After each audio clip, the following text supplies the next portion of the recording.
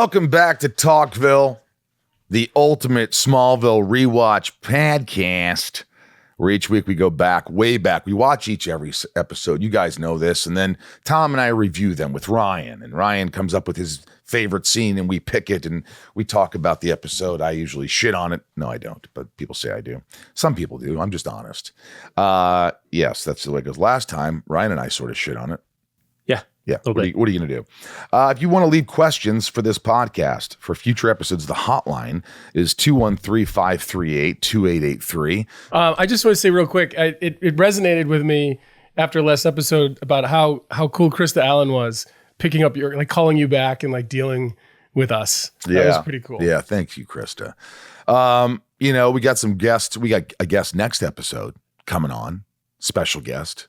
I won't say who it is, but a very knowledgeable individual about both Marvel and DC. I'll leave it at that. James Gunn. Well, who knows? Who knows? I think he might be busy right now. I know he's Michael's I don't know. I fan, haven't he's read probably anything. a little busy right now. Anything. He's in the news more than Trump. That's something. Well, I feel like, do you think James, before he took the job, was like, the second I take this job, people are just going to come after me. So hard. He knew it. He did. Like, he was like, look, you know what it is? It's like, I have a plan and this is what it is.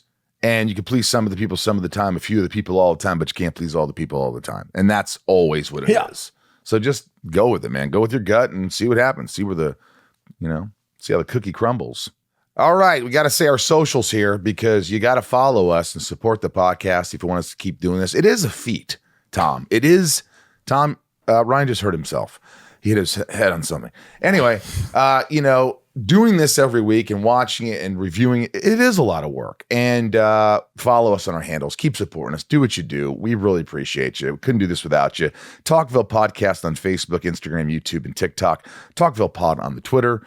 And, of course, support us on Patreon. We wouldn't know what to do without you. Patreon.com/Talkville. Also, great merch on TalkvillePodcast.com. There's really a lot of great. I'm wearing it right now. My Talkville shirt. So some of you watching this may see that I'm really puffy. I'm dealing with a bit of head cold thing. But the Athletic Greens is something I've literally gone to the last couple mornings, and it gives me a little boost, and I feel better. So it's working. Yeah. I like it.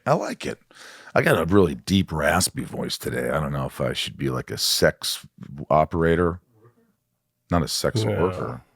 Jeez, please Louise. don't. This is. What was in your mouth last night? Did you a little aggravated?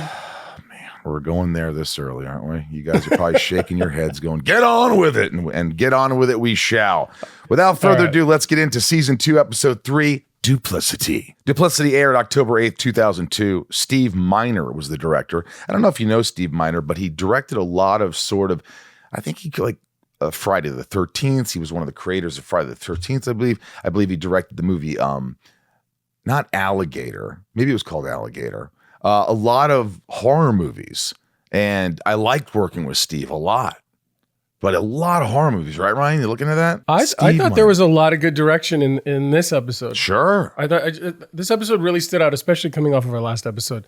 I texted you. You're like, you ready to record tomorrow? I'm like, yeah. And I really enjoyed this episode when I watched it. Fun. What did he direct? He's done a lot of episodicals. He did, he's been doing Switched at Birth, Chasing Life, Make It or Break. But if I go deeper into Steve Miner's go into his first filming and producing. Director. I think it's the original Friday the 13th. Look right here. I'll look right here. Look.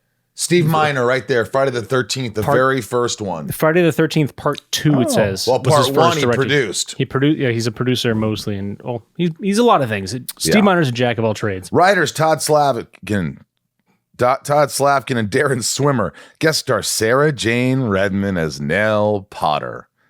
Nell Potter, wow. And Joe Morton as Dr. Stephen Hamilton. What a great job he did. Oh, man. Boy. He went for it. He showed you his chops. After Pete discovers Clark's spaceship, Clark goes against his parents' wishes, reveals his secret, but is shocked when the reaction he gets makes him question his friend's loyalty. A little play-by-play we'll get into. There's a lot of fun stuff here. I don't remember any of this. I don't remember much, but maybe Tom will. We'll see. The episode opens with a very jittery Dr. Hamilton giving Lex a visit in his office.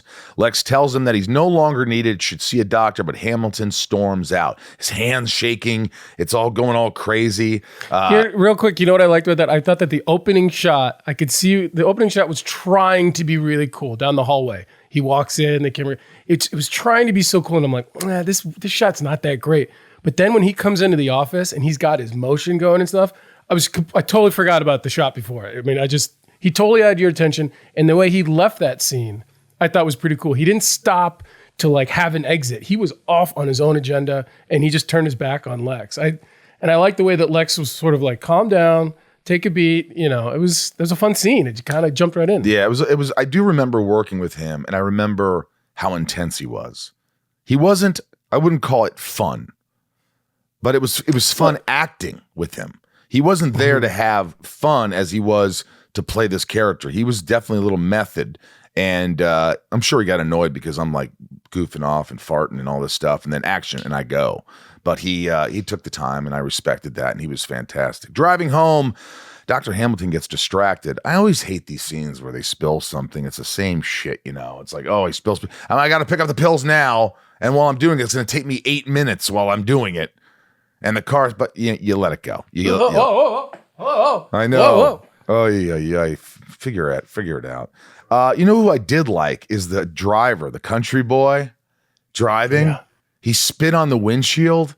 That was really cool. And he's like, God bless, because he's been driving everything. Like I was like, this guy's a good actor. He really like small part, but a lot of these small parts go unthanked. And I thought he was really good. I just want to give him a shout out.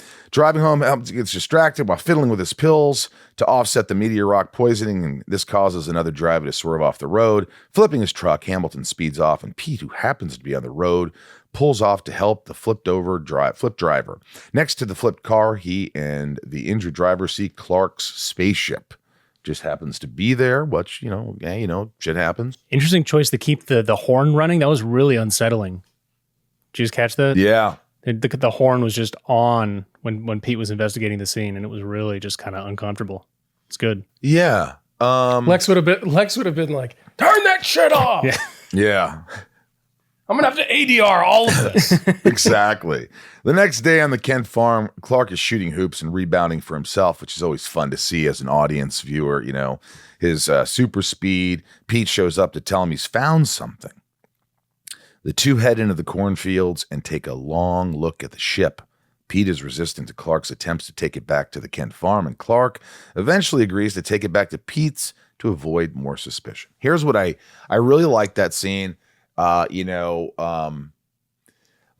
his turn was incredibly fast. He's like, no, Clark, we're doing this, man. Clark, you don't understand. It's like, yeah, but if they write a bad article, yeah, I see what you're saying. I mean, it was immediate. It was kind of like, give a beat there. I'm always looking at that stuff. He probably did, and they cut it out. You know, that's an editor can cut out your beats too. But how did the police not show up to this cornfield and get a tow truck and all the ambulances are there, whatever, and talk to Pete and see the spaceship that is right there? Did anyone think of that? Hate to be the shitter. I'm surprised we didn't have an episode where, and maybe we did, where like someone's trying to run for re-election for sheriff, and somebody else is like, "Hold on a second, do you guys know all the stuff that happens in this town, and you guys are never a part of it? Like, we need a new sheriff. Yeah. And that new sheriff would be like the guy from Hug or something. I don't know. But I will say that this episode definitely grew on me. It started, I was like, okay, I don't buy that. And I started just let it go. At Luther Manor, as they called it, Lex is visited by his newly blinded father.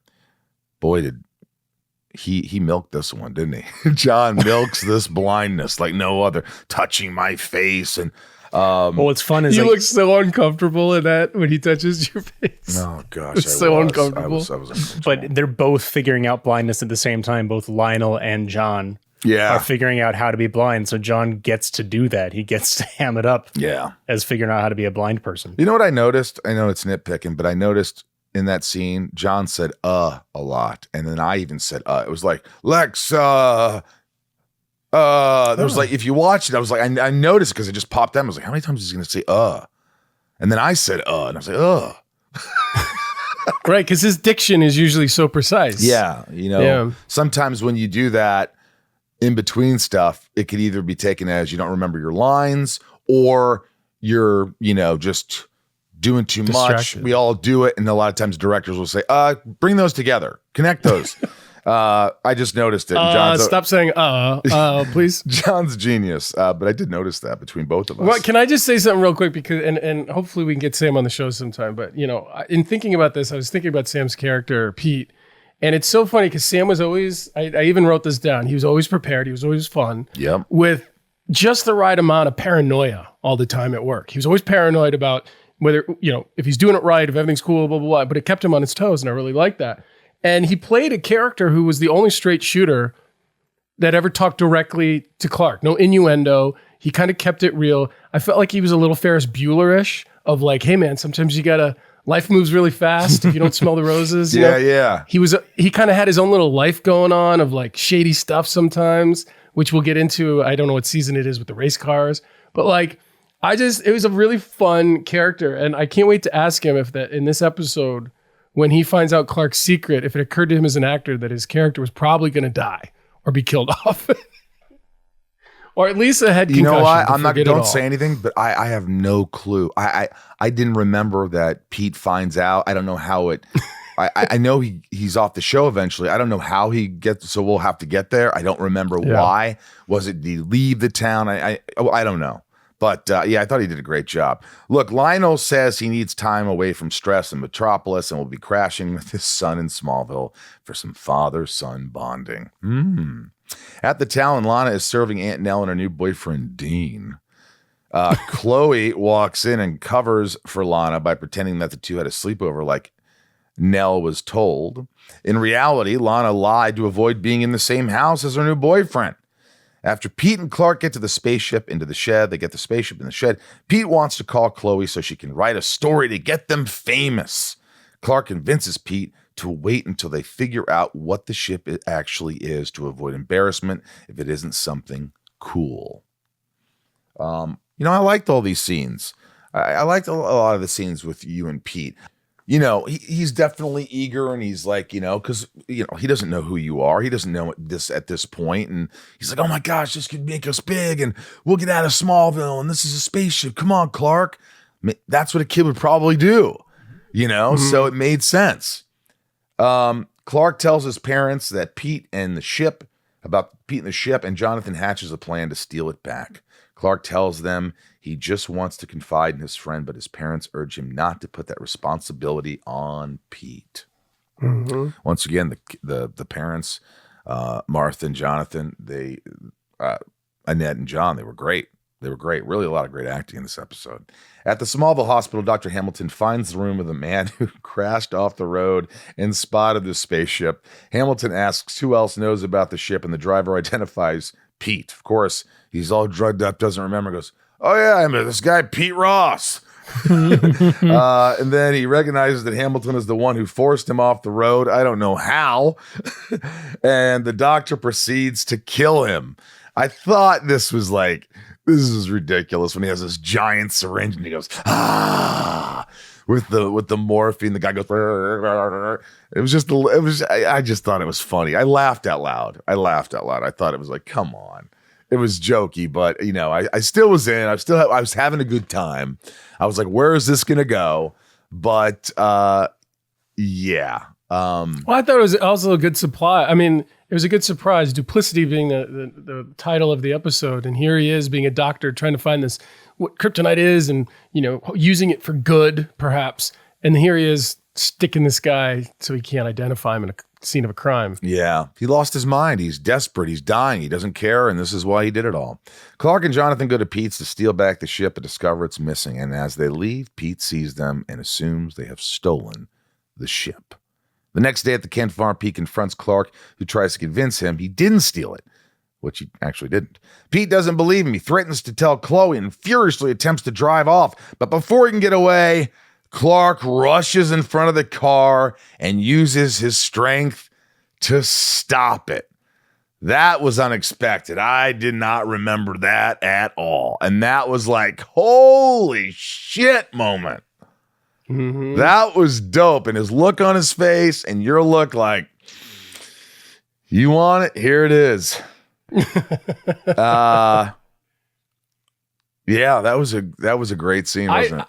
I like those reactions too, because it easily could have just been like, Clark could have just really been scared. What's Pete going to say? Is he not going to like him? But you know what I mean? We're not going to be friends anymore. But it was just, I don't know. That's all just like me and Sam and our relationship finding that in the scene, because it's not written that they share a wink and this could be fun. Yeah. You know what I mean? Yeah, I agree. It was good because he's been hiding this for so long, and I wasn't expecting him to tell anybody. And so that moment caught me off guard, because this whole series has been, got to hide my secret. Yeah. And I was like, oh shit, he's going to tell somebody. He's going to tell Pete. This is that might be Ryan's favorite scene. And the first thing I kept thinking was, you're right. I'm going to make a note. Yeah, Pete, you're right, Tom, though. Sam had to think, if I know a secret, I probably got to get killed off or something, or I got to lose my memory, or what's going to happen. It's coming, and they ain't telling But also you at the shit. same time, why I liked it all is because this whole time they've been saying, "Oh, Pete's Clark's best friend," and the whole time I'm like, "Is he?" He kind of shows up, he makes a joke, he hits on a girl, and then he leaves. And so like, they weren't really sure what to do with Pete, and now like it's like bring him into the fray, bring him in on the secret, and now he's like, okay, now he's gonna be a best friend. Yeah, and I it kind of sucks that, Sam couldn't have more storylines, because he was just kind of they weren't sure what to do. And just kind of there and not really doing a lot. And he always worked hard and made whatever little he had a lot. And a lot of energy. Brought a lot of energy. A lot of energy and really commitment. And this episode, he got to show it. And it was really nice. At Luther Manor, Hamilton returns to ask Lex for the octagonal disc that he discovered. This is because he's the one who stole the ship from Pete. After Lex tells Hamilton he doesn't have it, the doctor storms out and meets Lionel in the hallway. He tells Lionel that he's discovered something earth-shattering that he needs to share, and Lex doesn't hear it in the next room. You know what I also liked in that scene, in the hallway scene, was, did you notice when Hamilton kind of waved in front of his face real quick? That wasn't scripted. That was just good acting. And like, what would you do? Just, are you blind? I don't trust you, you son of a bitch.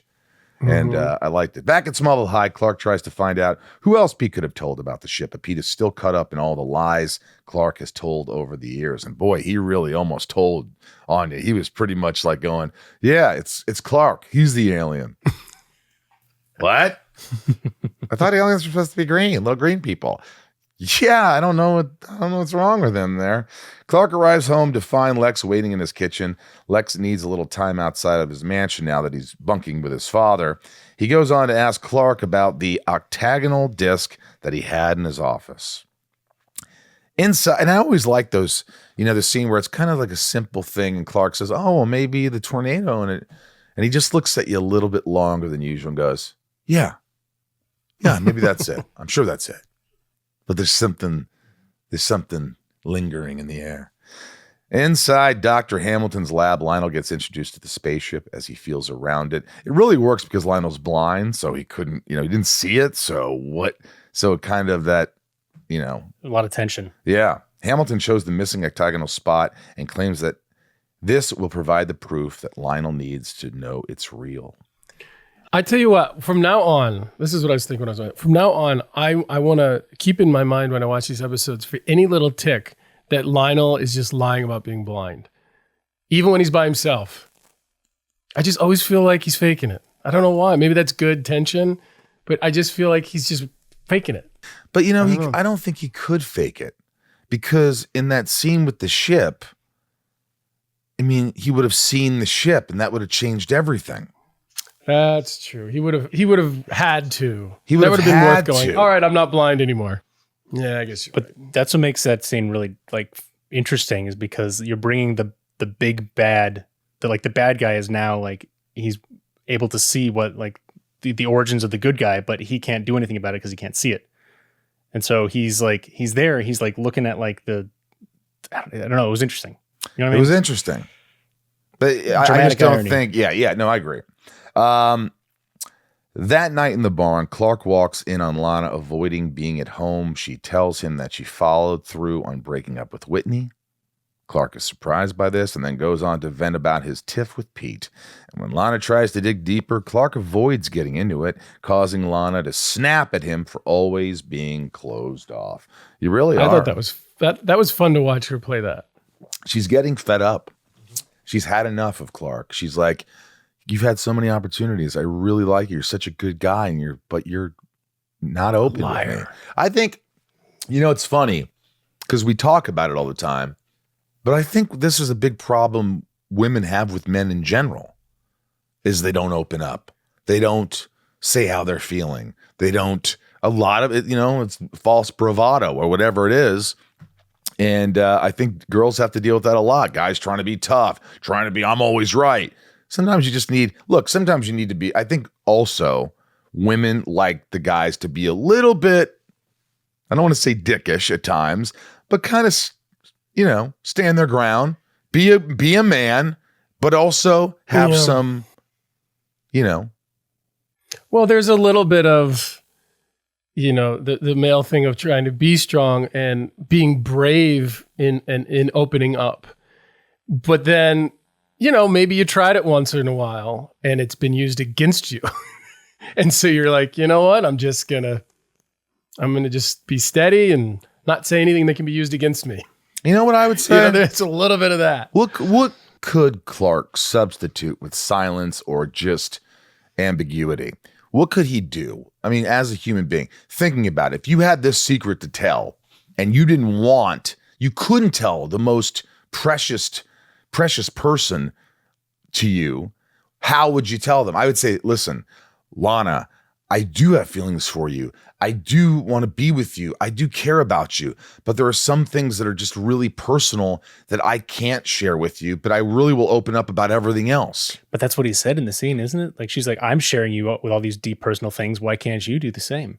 Because she's talking about Whitney and all that. Yeah, Whitney's not these that deep personal. personal things. He's Deep personal gone. things? He's like, I don't know. Clark, I need to be honest with you. I'm only here because I'm trying to avoid my aunt's new boyfriend. See, I'm sharing, Clark. Why can't you share? Are they just having really loud sex in the house? Is that what's happening? Hearing commotion in the tool shed, we find Lana and Clark romping. No. Pete finds Dr. Hamilton digging around trying to find the missing octagonal key. They get into a fight after Pete lets it slip that he knows who the spaceship belongs to in the fight. Hamilton knocks him out. I felt for Pete. I really sort of in these scenes kind of like, wow, he really is a good friend. This, like, it shows his loyalty. And I don't know, as a high school kid, if someone had a gun or this meteor rock poisoning, that I would not say, Clark Kent, 206 Kent Farm, over in Aberdeen. He's the alien you're looking for. Go deal with him. Clark's a superhero. He'll take care of you. I don't know. Also, the Kents get a call from Pete's mother letting them know he's missing. Clark goes out to find where his friend could be. Lex confronts his Clark father. Kent. What? Oh, that's him. That's him. Clark Kent. That's him. Damn. Lex confronts his father at Luther Manor after learning that Lionel has gone AWOL from his physical therapy in Metropolis. Lionel tells him that he feels it's degrading, demeaning to have to learn everything over again, Lex. Later, Lionel asks Lex about the octagonal object, and Lex plays dumb to its existence. The next day at Smallville High, Chloe shares the digging she's done on some hospital activity that links Dr. Hamilton with the driver who died and was connected to Pete. I don't know about you, but she should be in the FBI. This high school girl who's 14. How's she doing in her classes? Yeah, I never see her in class. She's doing a lot of investigative reporting and not a lot of algebra 2. Yeah. Well, She was in the science that class with last episode in Heat. Her and Lana were sitting next to each other. Also, I like that this prompts Clark to super speed to his lab to investigate. And I like that because it was an overhead crane shot. They had a jib there that day. And that was the scene they sort of needed, I guess, in the prom scene or whatever. They need more, it was kind of the weird how they gyro shot it. Yeah, but this one was done really well. I liked it. Clark? Yeah. Clark! They gave a nice little like slight sound effect as well. Yep. They didn't have Remy Zero singing over top of it. Yeah, I agree. There we find that Hamilton has kidnapped Pete and is about to inject him with meteor rock liquid if he doesn't fess up to who owns the spaceship. Pete is a real one, refuses to crack under the pressure, and just before Hamilton injects Pete, Clark rushes in, blasts through the door, throws him across the room. Do you remember that day? Like when I watched that, when I was watching this episode and I saw the scene, I was like, that's cool. I don't remember doing it. Hey, folks, we can't remember everything. How could we possibly remember everything? We'll remember as the episodes go. We'll remember certain things. But as of now, not a ton this episode. As Clark goes to untie Pete, his hands catch exposure to the meteor rock syringe and cause him to weaken. Hamilton notices and threatens to pour more liquid onto Clark. Pete springs in action and knocks Hamilton to the ground. While there, more liquid drops onto him and causes him to have uncontrollable jitters, just like our man Tony Todd. And that ultimately kills him. So Pete sort of kills him. Hamilton got busted up this episode. There's part of me that wanted him to hang around a little more, that you could have used a little more of Joe Morton.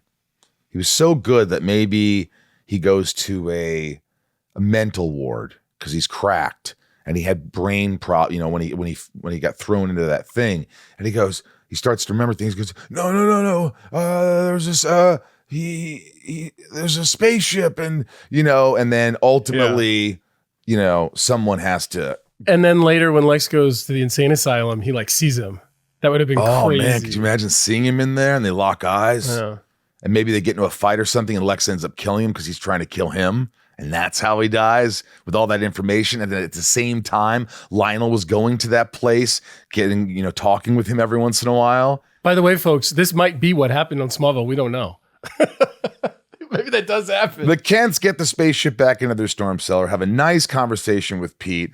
It was so funny because, you kind of put your hand on his shoulder and then he kind of hits you on the chest and everything's fine. And, it was a little goofy, but, they get the back, have a nice conversation with Pete while warning him that keeping this secret isn't going to be easy. And I like the conviction of John Schneider when he says, there comes a lot of responsibility with this and it's only going to get more difficult. And that weighed heavy. Did Spider-Man just come out? Is that what the line was? But with great power comes great responsibility. Really? Spider-Man 1. I've never seen one of the Spider-Man movies. The Tobey Maguire one? Never. Well, for me, it's the original one, but yes. Yeah, I never saw it. I never seen it. Those two are good. I know you guys. I think I've seen them on airplanes. The last one I really enjoyed. They I don't know if you don't know this because you didn't see them, but they got like the three actors who played Spider-Man over the years, Tobey and the other two, and they put them together in a scene, and it's actually pretty funny. Really? Yeah, it was really fun. Yeah. Okay. Big old stunt. Maybe I'll watch it sometime. Lex and Lionel go to Hamilton's lab and notice that the spaceship has disappeared. Lionel refuses to go back to Metropolis and is determined to learn more about what Hamilton showed him. The episode ends. Or didn't, or tried to show him. The episode ends with Pete asking Clark more about his powers and challenging him to a game of one-on-one. Clark proceeds to then dunk the ball from about 40 feet away. I thought that was awesome when you jumped over him. That was fun. That was another thing because Pete, Sam likes to play basketball. I like to play basketball, but when you're filming, you don't get a lot of time to have fun playing basketball. It's kind of like the football scenes that we talked about in Hothead. It's not because you're getting the shot. You lose the fun aspect a little bit. But in this one, we were able to just kind of I remember them kind of saying well, what would you guys do? And Sam's like, well, I'll go here, I'll miss this. Or I think there were a couple of shots. I don't think I was trying to miss. I think the misses are real. Yeah, you don't want to. I hate when everybody hits everything. You're still not a great player, so you miss them. But you're showing off that curry range. We're also playing though. Basketball in the dirt. Yeah. You know what? I like that though. It's cool. It's character. You know what I was hoping for? There's a shot of them playing basketball and it's just like going back. You think the episode's over, which it is. But then I would have cut to. I thought it was going to cut sooner too. It should have cut to the key. Oh. It should have. I don't even know where the key is. Do you?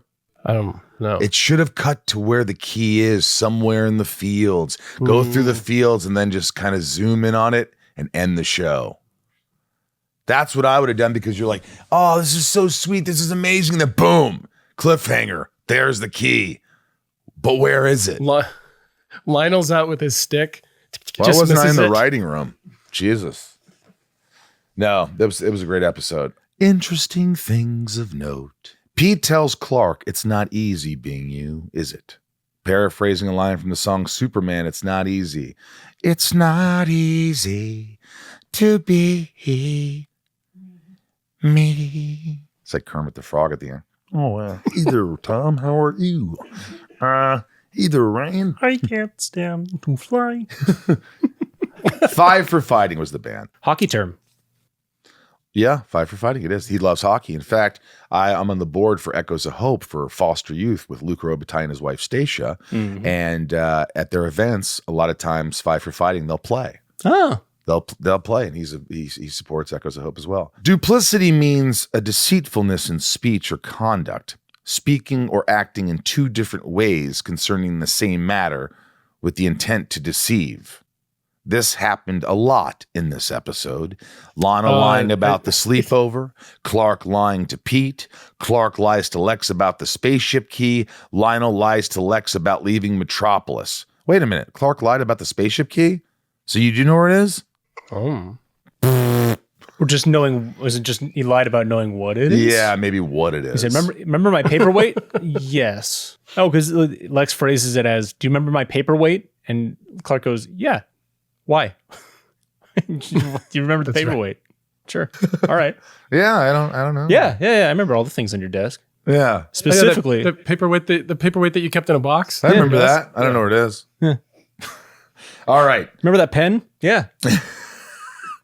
Hotline. Here we come. We go to patron privilege first. Go to patreon.com/talkville and become a patron and support the podcast. We need you. These are patron privilege. Top tiers get to, I guess, get some questions here if we can find it. This is Lila. Oh, Lila's we know Lila. I think I met her at a con. She's so cute. Hi, I'm Lila from New Albany, Ohio, and for the episode Duplicity, how was the scene filmed where Clark stops Pete's car? Thank you.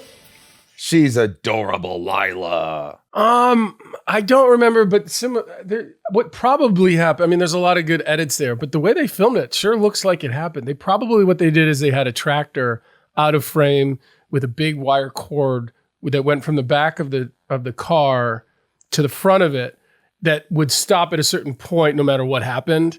And then they may have asked Pete or Sam to, go the last 5 feet. And no matter what happened, the car couldn't go any further. And then that's where I would be and sort of step in and be there. That's probably how we did it. Interesting. I didn't know. All right. Thanks, Lila. Otherwise, you can't ask an actor to hit the brake because then the car might slide. Oh, yeah. If the car is on dirt and he hits the brakes, you can't guarantee where that thing's going to stop. So there's probably a cable, a 2-3 inch cable that car is going to break before it goes forward. Yeah, I agree. Here's Sophie. Hi, boys. It's Sophie here in Australia. My question is around the episode Duplicity in season 2. Firstly, I love the end scene with Pete and Clark playing basketball and the song Ordinary Day, because obviously it's anything but. Obviously, that's the episode that Pete finds out that Clark is not who he says he is. And I'm just wondering whether you guys know if that was always the plan to find out in season 2 early on, or whether it was supposed to be later or earlier.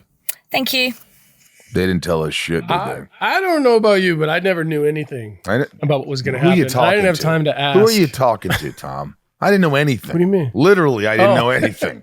Voicemails. Let's go to voicemails. Here's Catherine. Catherine? Hello, it's Catherine from Utah. I'm just calling about season 2, episode 3, Duplicity. Right after Dr. Hamilton has his seizure, Pete is dragging Clark out of the shed. And I'm pretty sure you see Tom just cracking up as he's being dragged off camera. Anybody else see this? Pretty sure that was breaking. Anyway, cool. Thanks. Bye. And I broke character? Is that what it is? I laughed? Wow, Catherine. We're going to have to go back and watch that. Yeah. Did you notice it? No. You probably were. I probably did, though. Yeah, you probably did. Oh, here's Kiefer. Maybe it's Kiefer Sutherland. Hey, this is Kiefer calling in from Washington State. In Season 2, Episode 3, Duplicity, we see Clark reveal to Pete his secret about being an alien, and I wanted to know what your guys' initial reaction, or if that initial reaction Pete had to Clark being an alien was justified, or what your guys' thoughts were on that. I mean, I think it would have taken a very mature human being to not be offended that they've been lied to all this time. You know, and just be like, you know what? I totally get it. Let's move forward now that I know. That's a very mature, BetterHelp.com scenario. Yeah. I don't like what I did. I didn't sort of like how they made him sort of like, don't touch me. Stay away from me. Yeah. That was like a little too much to me. I don't think you needed that. You didn't need because Clark could break him in half. I don't know. It was just a little bit odd, but let's see. Here's Rob. Hey, this is Rob with Rob's Arcade. Currently watching the Duplicity episode, and I know we all have a lot of fun with Sam Jones throughout season 1, but I was wondering if you guys have any fun stories about Sam Jones, working with him, either on or off set. Thanks, guys. Take care. Thanks, Rob. Yeah, I remember going to see Seinfeld. You got tickets, your agent got tickets, and afterwards we got chased by like 100 fans or something, or like a lot of fans chased us where they were excited. It felt like the Beatles, and we ran down the street with Sam. That was a fun, crazy night that we talked about for a long time. I always remember, Sam just shaking his head when I was on set, cracking up and doing stuff. He's like, man, what's wrong with you, man? In the most loving way, he always thought you were so ridiculous because he was like I said, there's a little bit of paranoia that kept his focus because he was not going to be he was just focused. And then you would come in and do something, and he just would always be like, he'd just be like, you're so stupid. He would always say that. He would look at you and go, so stupid. Stupid. Stupid. He still says that when I see him. I see him at guys like, stupid. This is Jason. Hey, it's Jason from Pittsburgh. This question is for Michael and Tom. Did you feel that famous horror director Steve Miner, who directed the episode, brought his horror sensibilities to that particular episode? And also, Michael, did you freak out when you found out who was directing the episode? I know you're a huge horror guy. Yes, he signed, I think look it up. I think he directed Lake Placid, and that's what he signed for me. But he directed, he also, you know what else he directed? House and House 2, horror comedy from the 80s, which was brilliant. He signed both DVDs for me at the time. Yes, I freaked out. He was awesome. I loved working with him. I got to get a hold of him because I would love to have him on the podcast, my other podcast, Inside of You, because he did the original Friday the 13th and all this stuff. What were you going to say, Ryan? Yes, he did direct Lake Placid. Right after he directed Halloween H2O. What about House and House 2? The movies? Yeah. House. Yep, House. 1985. Yeah. I'm assuming with House William 2 Catt. Huh. Cool. Also, international folks, don't forget Jimmy from Sydney. Tom, was there any point in the series where you were injured in real life and had to have it covered up on camera due to you essentially playing an indestructible Man of Steel? Stupid. Yeah, there was terrible. That wasn't good. I was very fortunate to remain very healthy throughout the 10 years we were filming. I think I missed 1 day of work because I was being a jerk, and then I missed early on, I think season 1, and then I think it was season 7 I missed a day of work because I literally had the flu and couldn't eat, and it was legit. But I think it was later on, season 7, 8, something like that. I used to run a lot, and I was running, doing my normal thing, and I just had this pain in my knee where I couldn't run, and I didn't know what was wrong. I went to see Dr. Elatrosh in Los Angeles, who fixed Tom Brady's knee, and he was like, "There's nothing wrong with your knee," and I'm like, "Whoa," and he goes, "I'm not going to cut you open, just look at it." Anyway, this is a long story, but anyway, I went to the producers, and I was like, "I can't run, guys." And they're like, "What do you mean you can't run?" I'm like, I can't run. I can't run from here to the door.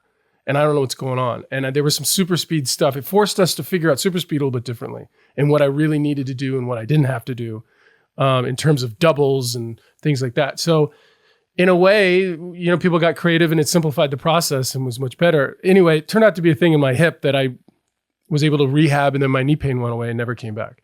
So there's the long-winded answer. I like it. That's very interesting. Ella Trash performed back surgery on my back. One of the many surgeries I had, and it didn't help at all. Well, I don't think it was his fault. It just didn't help. The surgery did not help like we thought we would. So I was really bummed about that particular surgery. Getting cut open and have to recover for 6 months is brutal. I remember one episode, Tom, that you came back after a season. You were just like, you know what? I'm not working out. I don't give a crap. And you got on set and you were a little overweight or you're a little not in shape. And Alan Miles had to come up to you and go, hey. And then you had to get back into it, right? Did they have a meeting with you? I think there was a discussion. I think that was there was a summer where I made a point to just do whatever I wanted and eat whatever I want. And at the same time, I was in the gym almost every day with my buddy who's like a big weightlifter guy. So I was like eating horrible calories, lifting heavy weights, and I just ballooned. I wasn't just like, it wasn't like gut fat. I was just round and I was just like kind of like this. But I think being on set, that kind of weight just went away because I wasn't doing those things anymore. But yeah, it was a little bit. There weren't going to be any shirtless scenes for a couple weeks. I do remember that vaguely. Like, well, we're going to have to talk to old Swelling here. Him in the gym here. Rosenbaum rating. 3 roses is the best. 3 bombs is the worst. The heater is right down the middle. We'll start with Tom. Well, I just really enjoyed watching Pete in this episode, which distracted me from whether the episode itself was good or not. I really enjoyed it. So I'm going to give it 1.5. I think that's solid. Ryan really liked this episode. I could tell. I'm going to give it a 2. I am. I'm going to go higher. For once, Tom is not the most optimistic person in the room.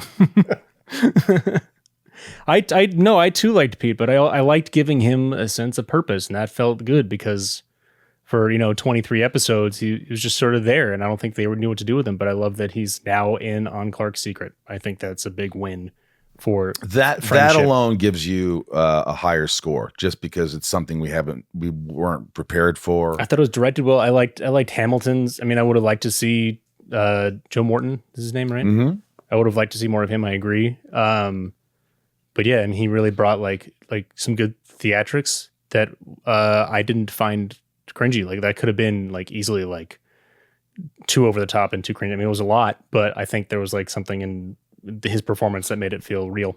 I got to tell you, I was watching both episodes this morning at like 8 a.m. I had to wake up, and I was at a party last night, a karaoke party. My buddy Mike Flanagan, Kate Siegel, they had this karaoke party.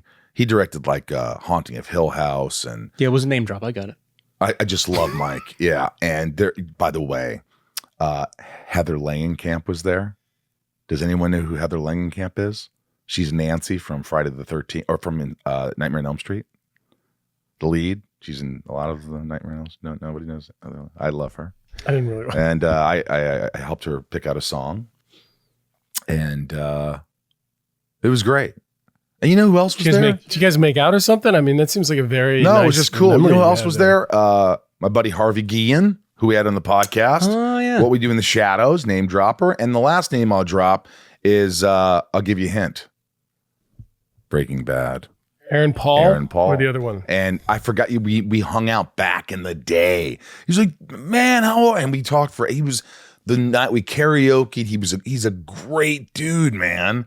I loved seeing him. He was just like just a fun energy. He just gotten off a plane and he stopped by to give his respects or whatever. Anyway, it was a fun party. But I woke up and I'm watching these 2 episodes and I'm going, oh God, here we go. 8 a.m. And I'm glad this one actually gave me the energy to watch the next one. It actually was good enough where I was like, all right, kind of woke me up a little bit. So I'm in between you and Tom on this one. I'm gonna go. You can't give a 1.75. No, you can't. Well, you can do whatever the hell you want. It's your show. But I'm gonna give it 1.5 roses. I'm gonna go with Tom on this one. 1.5 roses. Good show. Solid show. Ryan's favorite. First of all, death and save count. Death and save count. Can we have some dreaded music like death sound and then a save count like da-da, like da. Death and save count. How many people got saved? How many people died? 2 people died. Dr. Hamilton kills Ray Wallace, the driver, and later dies from the jitters. Wait, didn't Pete kill him? Well, that's just dead. Okay, so he got dead. He got dead. 2 saved. Clark saves Pete, and Pete saves Clark from the meteor rock. Something you'll probably never hear again. Well, maybe his parents will help him. Through 3 episodes in season 2, 3 dead, 6 saved. The series so far, 35 dead, 48 saved. Bryce, thank you for your incredible producing and keeping track of this stuff. Ryan's favorite scene. Did you already pick one out? I did. You did. You have the one. We're going to hear 3 of them. I'm going to give him shit for the rest of his life. I know. I'm going to hear about it. All right. Give us the 3 choices. I'll go first this time. These ones I didn't watch at 1 o'clock in the morning, so that helps. All right, so scene 1 is Lionel seeing the spaceship, touching the spaceship in Hamilton's lab. That's scene 1. I put it in quotes. You're not looking at me, but I was doing air quotes. Oh, okay. Scene 2, Lana and Clark up in the loft. Lana yelling at Clark. That's not it. You're not going to be bored with that. I thought it was very emotional. I thought it was good. I thought she played it great. Great. And scene 3, Clark and Pete shooting basketball. Clark and Pete shooting basketball hoops at the end. Final answer. Tom, what's your... I'm going to go with Lionel and Spaceship. No, basketball. Yes! 1-1 this year, bitch. Dang. Come on, that was a beautiful moment. How do you not pick that one? Because I wanted to be different so I could win. I'm not here to fly. I liked it. It felt like good friendship. And there was a statement that he made during this podcast that he's talked about how awesome it was. So. Great episode. Thank you for listening. Remember, patreon.com/talkville. Join Patreon. Support the podcast if you can. Write a review about the show. Subscribe. Tell your friends. Talkvillepodcast.com for cool merch. I'm wearing the t-shirt right now. I love it. I'll wear this anywhere. Tom, why don't you wear your shirt? Did you get one? Yeah, I don't know where it is. I do have one. Lies, lies, lies, yeah. It's somewhere in my closet, which one of these days I'll get to that. Stick around next week as we get into the leather jacket era with episode 4 of season 2. It's called Red. We have a special guest. Let's take the discussion online. Let us know your thoughts on the episode over on our socials at Talkville Podcast or Talkville Pod. You want to leave any thoughts for other episodes, messages, voicemails, of course, for the hotline, season 2, leave a voicemail at 213-538-2883. And you know what? And that's Michael's personal cell phone number. So my cell phone number. To us. Yes. Thank you guys. We love you. We enjoy doing this. And, I think why don't we give Ryan a shot to say the final word, sentence, phrase. Always hold on to Smallville. There you go, folks. I get it. Try again, you said? I said, did I get it? Oh, you got it. We'll see you next week. All right, top tier patrons. This is how it works. As you can see today, Tom's clean shaven. He's filming and he's calling from his phone. It looks very nice and so much younger. It's crazy. You look like a little Clark. We should go back and reshoot some scenes from Smallville if I look so young. We should. Look, if you want to join Patreon, patreon.com/talkville, support the podcast. We can't tell you how you're helping. It's enormous, and we love you. And also, Tom and I are going to be in Dallas at Creation Con. So Supernatural, Jensen and Jared invited us to come sort of on a tour with them of the Creation Cons, and this one's in Dallas. Vegas was a success. We're doing a Smallville Nights on Saturday night, which is the 4th of February. Yeah. We'll sign all day, autographs, pictures, and that stuff. You can get a threesome with me, Tom, and Jensen. Ooh, that sounds good. And then Sunday, threesome picture. And then Sundays as well. Saturday night is Smallville Nights. So get tickets for Smallville Nights. It's an unbelievable event. We read scenes and do a bunch of stuff. It's an absolute blast. If you haven't done it, you got to do it. And that's pretty much it, Tom. Maybe a special guest. We're waiting to hear back. Oh, yeah. Yes. All right, let's do it. Let's do the top tiers. Tom, take us out of here. All right. Thank you, Nikki G, Leanne P, Raj C, Janine R, Santiago M, Leah S, Little Lisa, Tom T, and Sophie M. Betsy D, Liliana A, Abby P, Kimberly E, Michael H, Ray Harada, Fatima T, Karen Apple M. That rolls off the tongue. Danielle B, 99 more, Lalani N, Catherine P, Brett G. Always hold on to Smallville. Oh, yeah. Esteban G, DJ Kento Twitch, Garrett W, Kimberly L, Justin S, Tom N, Tony V, Rodolfo V, Jason W, Osama A, and Lana W. Lana rhymes with banana. Oh, it's Lana rhymes with banana W. I did it again. Lana rhymes with banana. Nancy D. Hi, Nancy.